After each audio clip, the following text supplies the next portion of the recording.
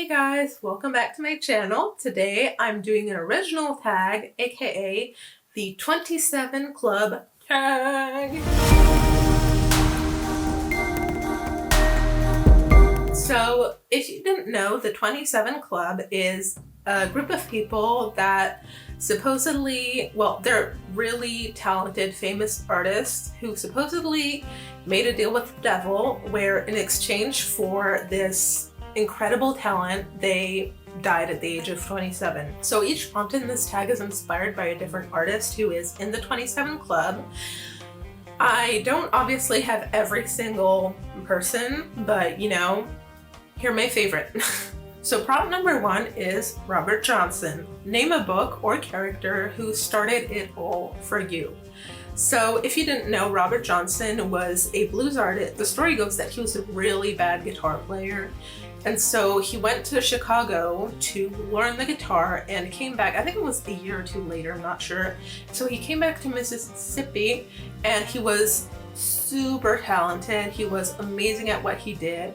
And no one really knew because they were like, there's no way he became that good in 2 years. And so legend goes that one day he was playing the guitar at a crossroads in Mississippi and the devil walked up to him and tuned his guitar, and that was it. Then he became that was his deal with the devil. So for me, the book that started it all, which I have right here, is The Amityville Horror by Jay Anson. So I started reading for fun back in high school. I picked this one out mostly randomly, to be honest, and I loved it so much. That's the book that started it all for me. Prompt number 2 is Janis Joplin. Name a book that celebrates the beauty of imperfection. So for me, that, I don't have it right here, I'll throw it up here, is Perfume by Patrick Suskind. In its own special way, Patrick Suskind is a German novelist who wrote Perfume, which is about Jean-Baptiste Grenouille.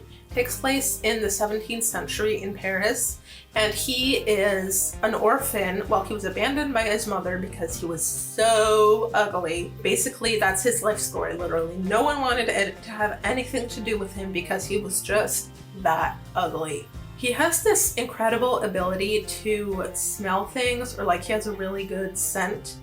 And so he decides to become a perfumer. Well, through his perfume making, he discovers that he can control people's reactions to different scents. In its own special way, the book celebrates that even though everyone thinks you're ugly and everything, you can still find something within you that makes you a special and unique person. I realize this is a horror novel, but still. Prompt number 3 is Jimi Hendrix. Name a book that never reads the same twice. So for this one, I picked The Songs of Maldor by Comte de Lautréamont, or Count of Lautréamont. So this is the extremely complicated read, I'm not gonna lie to you. The Songs of Maldor are different songs, not actual songs, more like poems, like prose poems-ish. Each song talks about people's encounter with Maldor, so, you know, in every story, he takes either a human figure or an animal figure, or you name it. It's also a very surrealist story, which is why I'm going with it never reads the same twice. The reason I know that, even though I've technically only read the book once, is that because it was very convoluted, I did have to reread certain parts. If you do decide to read The Songs of Maldor, first of all, it's a pretty long book, and there are 7 songs in it.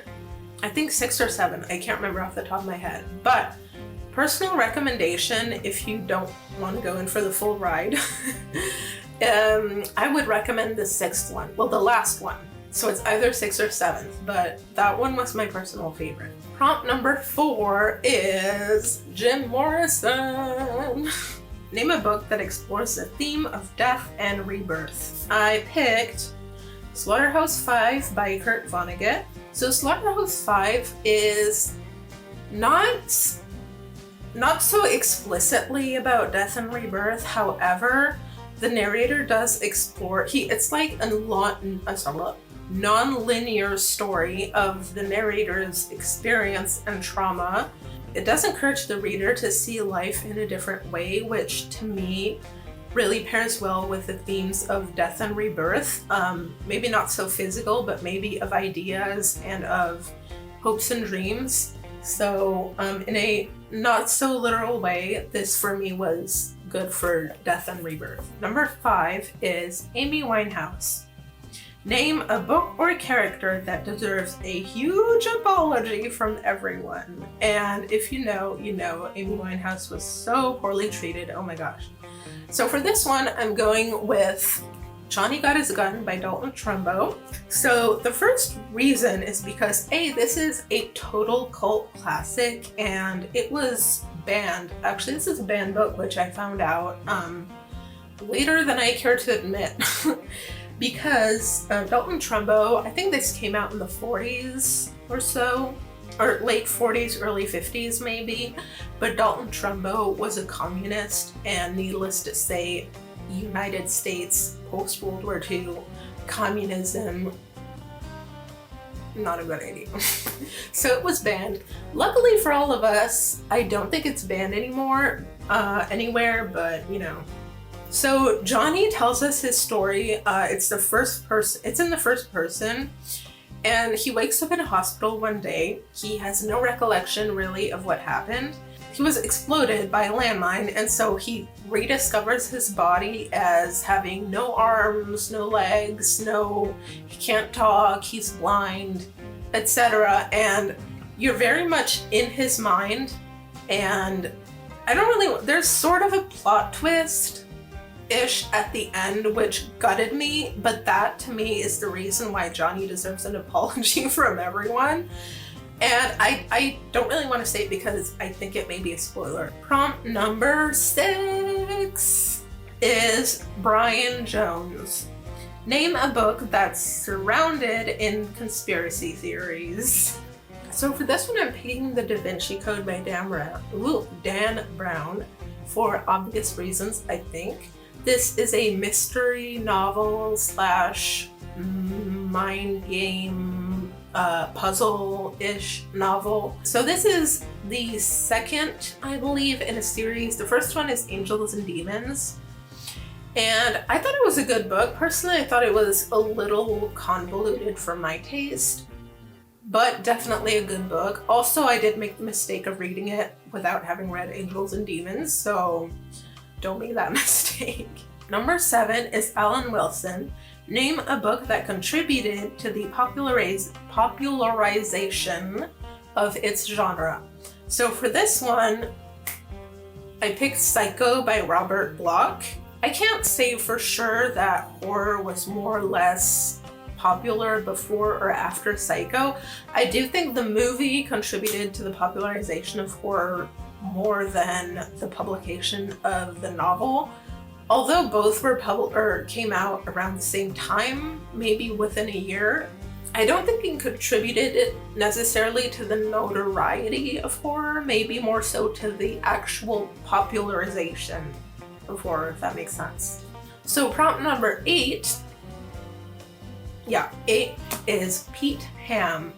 Name a book that challenges the notion of loyalty. Or character, by the way. So for this one, I picked The Sinatra Club. The Sinatra Club, ... My Life Inside the New York Mafia by Sal Polisi. So this is a really cool true crime book, if you like true crime. So written by Sal Polisi, as you got from the title, he used to be in the New York Mafia. And he shares stories of when he was an active mafia member in New York City, but it's a really easy read and it's a really good loyalty book because mafia and loyalty. Number 9 and last prompt is Kurt Cobain. Name a book that could pass for a humble little sweater but is a total legend. Side note, I went to the Grunge Museum in Seattle once and they had Kurt Cobain's sweater, like the one from Come As You Are, on display. Oh my gosh, like, it's so cute! Don't tell anyone I said that. So for this one, I can't believe I don't even have the book. It's probably somewhere. I picked Waiting for Godot by Samuel Beckett. So the reason I think it's a little humble sweater because it's a short little book. It is a play. It's a story about two people who are waiting for their friend Godot on the side of the road, and that's the whole story, really. Nothing happens. When you hear me saying that, and there's literally nothing more I could really tell you about it, at face value, it's a little old sweater. It's a humble sweater.